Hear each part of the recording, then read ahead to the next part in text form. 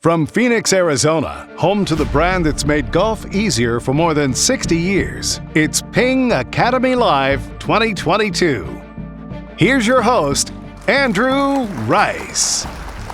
As Vice President of Engineering, Dr. Paul Wood leads Ping's club design and research efforts, overseeing a team of more than 60 engineers, scientists, and researchers who are committed to making golf easier for all of us.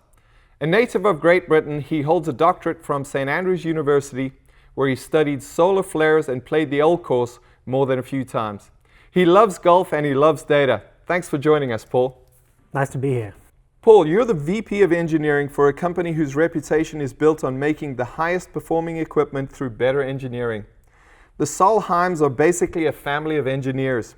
Why is that so important to Ping? Yeah, so no pressure being in charge of engineering from a company of engineers, right? It's important because Carsten was an engineer, like you said, and his vision was to build a better mousetrap. He thought he was a golfer.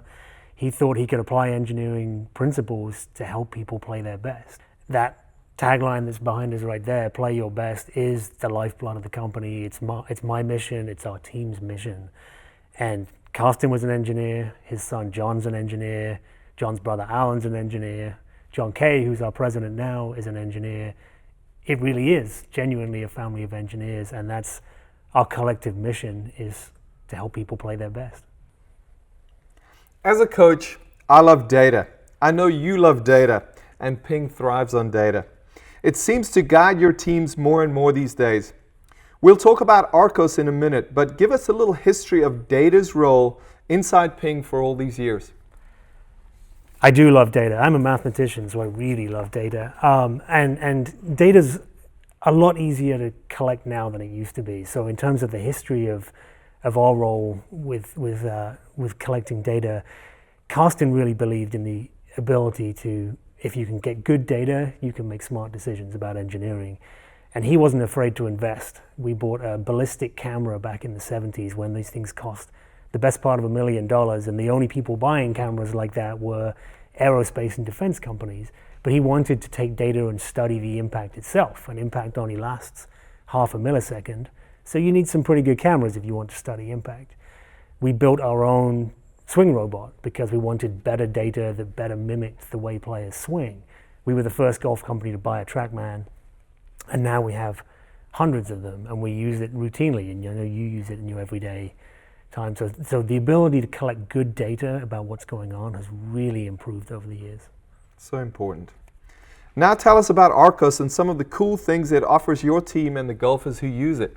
Yeah, Arcos is great because the real test is real golf, right? That's what we're trying to do. Play your best doesn't mean play your best on the range or play your best when we put the golf club in the hands of a robot. Those are tools we use to do testing, but the reality is go out and play real golf, and is it helping you score better?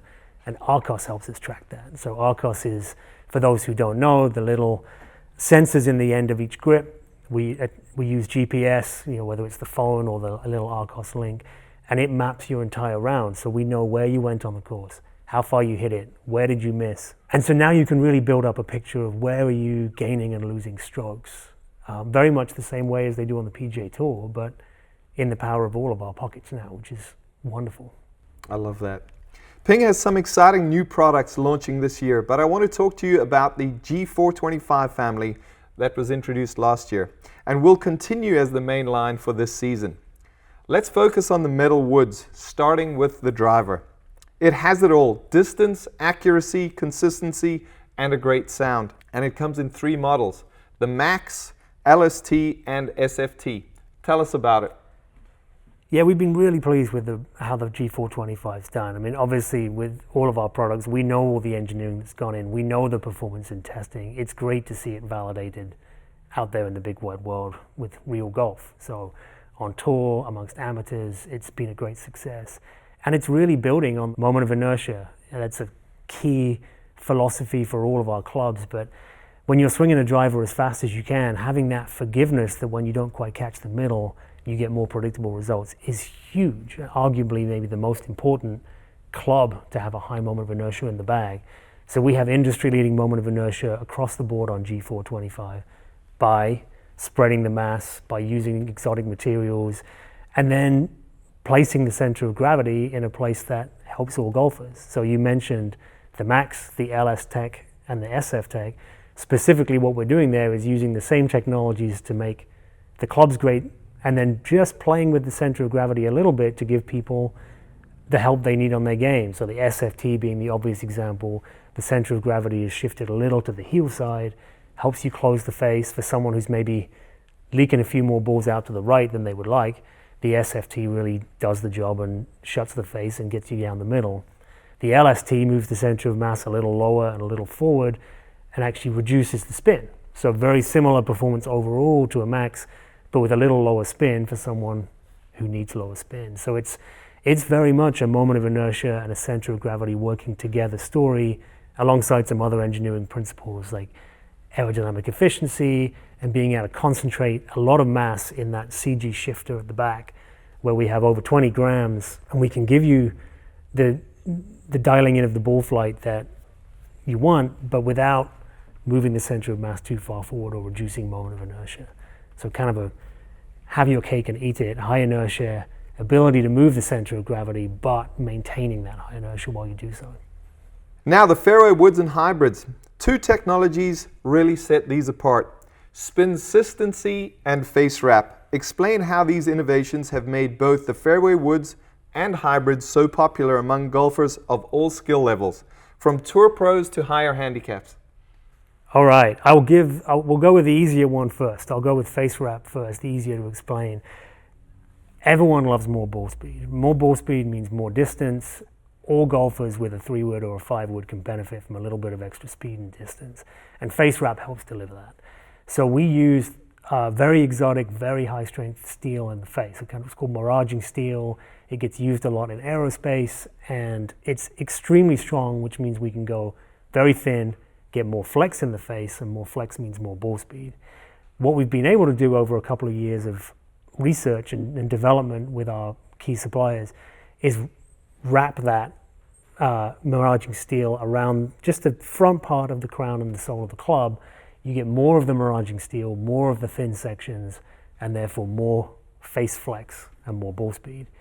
So that's face wrap. Spinsistency was a great collaboration between design engineers and our mathematicians and our mathematical modelers looking at how can we apply some more advanced concepts to the curvature of the face. What we've done is through modeling and through access to all of our ENSO data, which is our motion capture, looking at thousands and thousands of swings that golfers took in our motion capture studio, come up with a face that's more like the surface of an egg. So if you imagine an egg standing on end where it's flatter towards the top and then it's more curved at the bottom, how an egg looks. That's what the face of our fairway woods and hybrids looks like. And we called it spinsistency because that's what it actually does. It gives you more consistent spin. What you actually give up in a little more variability in launch angle, you gain back in more consistency of spin, and particularly those low hits. I'm sure you've experienced them. I'm sure all golfers have experienced them. Catch one a little thin with the fairway wood. It comes out low, but it kind of balloons, and that's the high spin, and you lose a lot of distance from that ballooning ball flight, and it comes down steep. With spinsistency, we've all but eliminated that. You get a more consistent spin, so even though visually the launch angle is a little different, you get more consistent distance, which is what we all want. The G425 irons have been very popular as well. It fits the widest group of golfers. What makes it so good? There's no one thing. There's 60 years of engineering is what makes it so good. That's the kind of the boring answer, I guess. We get distance with irons through a couple of things. Loft is obviously one, and we look at what's the right loft for this particular set. We can make the ball speed higher by just making the loft lower, but not everyone wants to hit their 5-iron knee height. But we can use loft as a tool. We use the flexing of the face. We talked about that with the fairways and hybrids, but getting more flex in the face, a thinner face, gives you more ball speed. And we do that in the G425 iron by using a kind of metalwood style, we call it variable face thickness, but basically a very thin face around the perimeter, a little thicker in the middle, and you get this consistent bending of the whole face.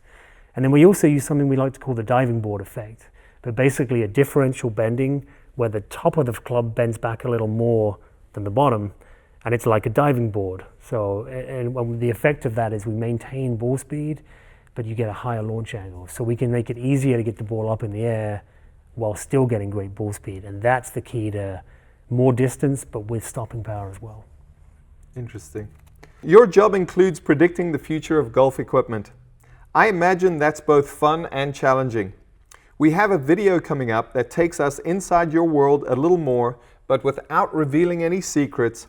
How does Ping approach that? And tell us about some of the in-house tools and expertise it has at its immediate disposal to look into the future of golf equipment. That's a great question. It's a broad question as well. Our approach is to try to leave no stone unturned. So we'll use all the tools we possibly can to keep pushing in every direction. A few of those tools would be, I mentioned it before, our Enzo system. So we built our own motion capture system that runs at almost 1,000 frames a second, tracks everything about the swing. I know you've been on there. It's a pretty fun experience. You can see your entire swing in full Technicolor and measure the data points. That's the crucial thing. Measure the data all the way through transition, how you're bending the shaft, where you get to at impact. So we use that, and we're actually making improvements to that right now. We're building an Enzo 2, if you like, with the next generation system, working with universities to add their expertise to ours. We've done similar things in our putting lab, so we've added more technology. We have camera technology in the putter lab. We have ultrasound technology. We use inertial sensors, and combining that with the lab setting and then the real world. So being able to do testing more out in the real world, whether that's using Arcos as part of our testing. We built a brand new putting and chipping green at Ping to better replicate what players do under pressure.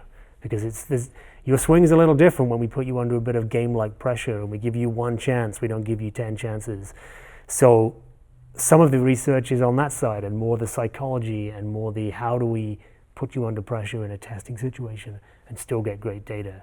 So we're really looking at everything, aerodynamics, wind tunnel testing, more advanced modeling and simulation, along with the experimental, which is exactly what Carsten was trying to do back in the day as well. So the philosophy hasn't really changed, but our ability to collect data and our team has grown, and it's an exciting time. Paul, as always, very interesting and insightful stuff. Let's watch the video and learn even more. Welcome to the Launchpad, a must-see stop at the Ping Proving Grounds here at the company's headquarters. It's home to Enzo, Ping's motion capture system, which utilizes super high-speed cameras to capture thousands of data points during the golf swing, giving Ping scientists valuable insights that can be used to improve club design and fitting techniques. We caught up with Tom Trueblood, Ping's analysis and testing manager, for a glance inside the high-tech world of golf equipment research. He couldn't reveal any secrets, but he did provide some very cool insights about what goes on behind closed doors at Ping. The number one question that I get is, what else can you really do with a golf club when it comes to engineering, especially when you factor in USGA limitations? And honestly, the biggest limitations we have is really, can we think it? And so it's really exciting to work here. There's obviously a lot of things we can't talk about that are coming down the pipeline, but just really the culture that Ping has of encouraging people to not say no and to fail and fail again until we can get the right answer. And sometimes that takes 100 wrong answers to get to the one that's really that smoking gun that helps us make that club, that just push it to that upper echelon. So the analysis and testing group has been at Ping in different names over the years for the past going on about 40 years now. It's critical for all of our products that we put them through the ringer, make sure that they meet the performance characteristics we need, the durability, and holding our suppliers to our tight specifications to make sure we have the best quality products for our customers. The great thing about working with analysis and testing is that we get to work with the brightest minds in the golf industry. And so with that, we have our awesome product development team that brings these new products to market. But kind of upstream from them is our golf science and our innovation groups, which work tirelessly looking outside the golf industry to help us try to look at what are some different technologies we see in other areas that could really be applied maybe in a novel fashion to golf clubs. Enzo is our motion capture lab. Allows us to capture the golfer's swing in 3D space at exceptionally high frame rates, so higher than we typically see in your traditional motion capture systems. Allows us to really hone in what's happening not only at impact, but also through the entire golf swing. The markers, as you might have seen, and especially the last 15, 20 years, used a lot in cinematography for motion capture for different big studios to try to overlay human body motion within an animated character. For us, we use that entirely for club research. So we have no markers on the body. It's only markers on the club itself, which allows us to really just track exactly what's happening with both the head and the shaft throughout the entire golf swing. So we have a total of 10 cameras within Enzo. 8 of those are high-speed motion capture cameras running at 720 frames per second. Those are all focused, again, on the entire golf swing. We also have 2 video cameras at the side and back of the room that allow us to overlay that motion capture onto the player's motion so we can see whether it's for fitting purposes, for club research, or for coaching purposes. We can understand exactly what's happening with that golfer's swing. Pingman was developed by Karsten Solheim in the mid-70s as a way to have a repeatable golf swing. And so there were a couple of robots around at the time, and Karsten, in his typical fashion, looked at it and said, I think we can do a little bit better and do it a little bit closer to what an actual golfer would do. And a lot of that has to do with trying to get an upward motion of a golfer's shoulder that just wasn't present in all the other robots at the time. And so he developed the Pingman, again, in the mid-70s. Fast forward now, almost 50 years later, we're still using the Pingman. It's now in its 5th generation. We use that both for performance and for durability. And robot testing gives us some awesome insights into the club that we can't get from player testing. Being able to isolate different regions on the face for different metalwood behavior. If we want to look at different head geometry, we can understand how that performs. When it comes to wedges, we can look at the results of different spin rate. When the ball is dry, when the ball is wet, when there's grass interaction there, we can really hold a tight understanding of what is possible with our golf clubs. We do use a brand new ball for every shot, and so with that means that each of our tests takes about 200 brand new golf balls that we'll run through. Over the course of a year, it amounts to over 15,000 golf balls. Because Pingman is such a precision instrument, we want to make sure that we take any variability out of that, and so we use a brand new ball each time. We have a weather station right off the west side of our field that allows us to look not only at the temperature and wind speed, but also the humidity and air pressure. All of these different factors go into an efficient and effective ball model. And so making sure that while we track full ball flight with TrackMan and can see that actual flight, we also can take into account wind speed and other things that might be affecting it differently, especially if we're testing, again, right now in wintertime or testing in the summertime. Player testing is really what sells those clubs. Pingman doesn't discern based on the sound or feel of the club. It's just trying to hit its best swing each time. Whereas with player testing, we really get more insight and ultimately the greatest insight into how does this club perform for a given target market. So if we're launching a new driver, again, from a performance standpoint, player testing in Pingman is kind of our pinnacle, being able to pull that together, make sure that it performs and meets our standards. We will spend over 10,000 hours just really diving into new facets that can help people play better.